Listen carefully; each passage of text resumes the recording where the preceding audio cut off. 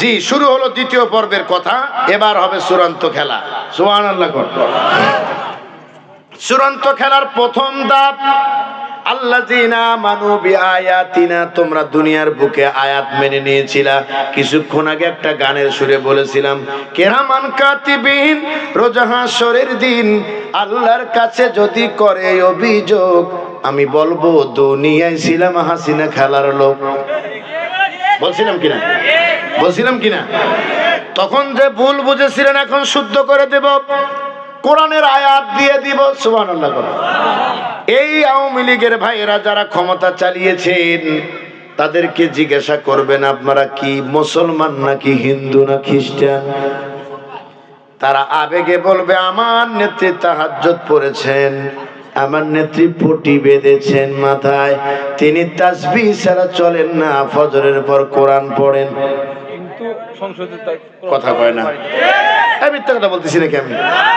তাসবিহ পড়ার ছবি দেখেন নাই? মনে হচ্ছে দরবেশে সুবহানি। সুবহানাল্লাহ। এরপরে কত বড় আল্লাহওয়ালা মানুষ হলে 2000 ছাত্রকে গুলি করে মারলো, কয় আমার অপরাধ কি? এখনো অপরাধী কি তিনি বোঝেনি নাই? মনে হয় পিটার খান। কি খান?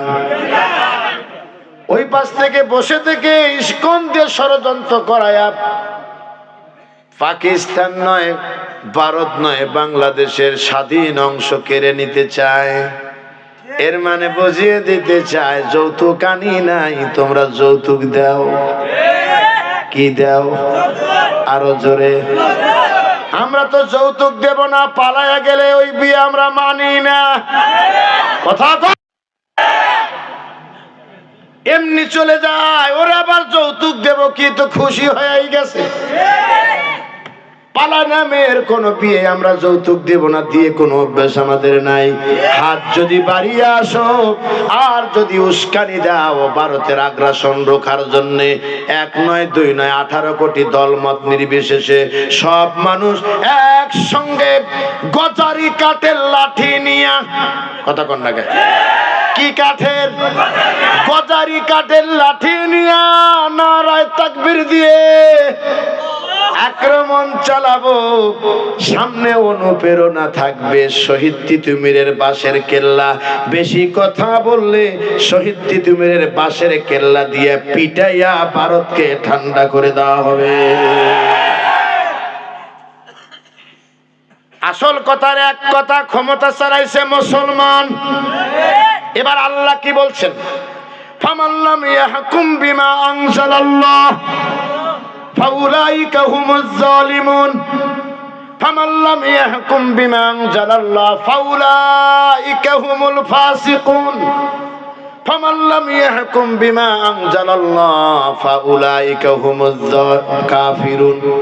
আল্লাহ বলছেন যারা ক্ষমতা পাওয়ার পরে, এই মুসলমান, ওই যে আল্লাযিনা আমানু বিআয়াতিনা, তোমরা দুনিয়ায় থাকতে আয়াত মেনেছিলা, এটা কি কোরআনের আয়াত না?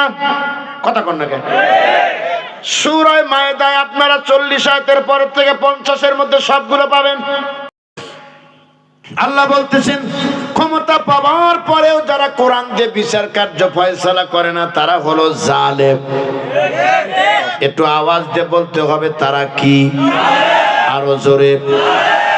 যারা কোরআন ক্ষমতায় যাওয়ার পরেও যারা কোরআন দিয়ে বিচার কার্য ফয়সালা করে নাই তারা হলো ফাসিক। একটু আওয়াজ দিয়ে বলতে হবে, তারা কি? ক্ষমতা পাওয়ার পরেও যারা কোরআন দিয়ে বিচার কার্য ফয়সালা করে নাই তারা হলো কাফের। একটু আওয়াজ দিয়ে বলেন তো, তারা কি? কে বলছেন? আমি বলছি নাকি? আমি বলছি? আমি বলি নাই, শুধু আমার আল্লাহর কথাটা বের করে একটু ডেলিভারি দিয়েছি। এতে যদি চেতনায় রাজাকার হয়ে যায় কোনো দুঃখ নাই। মনে রাখবা, বেশি বুঝলে যা হয় তা হয়েছে, আর বেশি বোঝার চেষ্টা কেউ করতে যেও না। মনে রাখবা, বেশি বাড়লে ঝড়ে ভেঙে যায়, আবার এত ছোট হয়েও না যে ছাগল ধরে খেয়ে ফেলবে। জেনে রাখো মুসলমানেরা, অসংখ্য মাহফিলে আমরা বিগত সরকারের ভাইদেরকে বুঝিয়েছিলাম, ভাই এইভাবে বাড়াবাড়ি ভালো নয়, তারা বোঝে নাই। একটা